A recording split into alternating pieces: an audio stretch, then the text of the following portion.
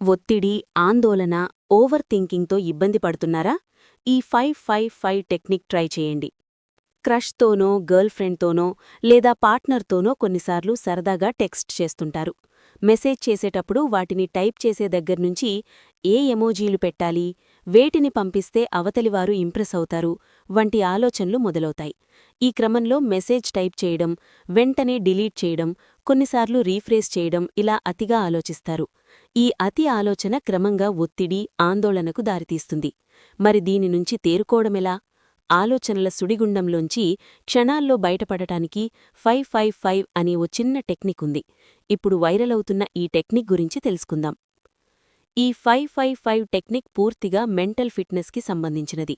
ఇదొక రకమైన grounding technique అని మానసిక నిపుణులు చెబుతుంటారు.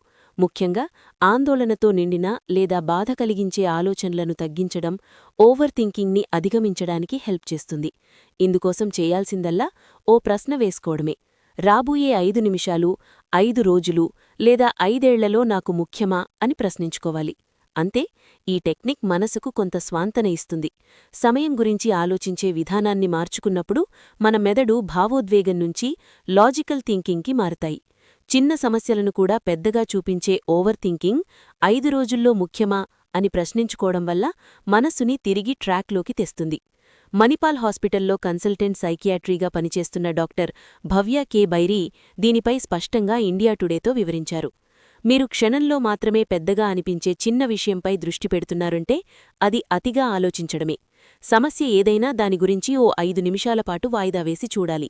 అప్పుడది మనసులోంచి తొలగిపోతే అవసరమైన దానికంటే తీవ్రంగా స్పందిస్తున్నారని మనస్సు గ్రహిస్తుంది. ఇలా 5-5-5 రూల్ మీకు తేడాను గుర్తించడంలో హెల్ప్ చేస్తుంది. ఆందోళనతో బాధపడేవారికి ఇది బాగా పనిచేస్తుంది అని చెప్పుకొచ్చారు. గురుగ్రామ్లోని ఆర్టమిస్ హాస్పిటల్స్లోని మెంటల్ హెల్త్ మరియు behavioural science head consultant doctor Rahul Chandok వివరిస్తూ, ఒక వ్యక్తి ఎంత ఆందోళనతో ఉన్నారు, దానిని ఎలా ఎదుర్కొంటాడు అనే విషయంపై ఈ టెక్నిక్ పనిచేస్తుంది. కొంతమందికి ఇది ఇన్స్టెంట్ రిలీఫ్ని అందిస్తుంది, ఆలోచనల లూప్లోంచి ప్రెజెంట్లోకి తీసుకొస్తుంది. మరికొంతమందికి ఇది మైండ్ఫుల్నెస్, కాగ్నిటివ్ బిహేవియరల్ స్ట్రాటజీ, జర్నలింగ్తో కలిపి చేస్తే దీర్ఘకాలంలో బెనిఫిట్ ఉంటుంది. కాబట్టి స్థిరంగా ఉండటమే ఓవర్ థింకింగ్ సమస్యను అధిగరించేందుకు హెల్ప్ చేస్తుంది. ఈ టెక్నిక్తో అది సాధ్యం. దీన్ని తరచూ ప్రాక్టీస్ చేస్తే ఆలోచించే విధానం మారడమేగాక కాలక్రమేణా మానసికంగా స్ట్రాంగ్ చేస్తుంది. అంటే ఈ 5-5-5 రూల్ యాంగ్జైటీకి ఒక ఫస్ట్ ఎయిడ్లా పనిచేస్తుందని అర్థం చేసుకోవాలి.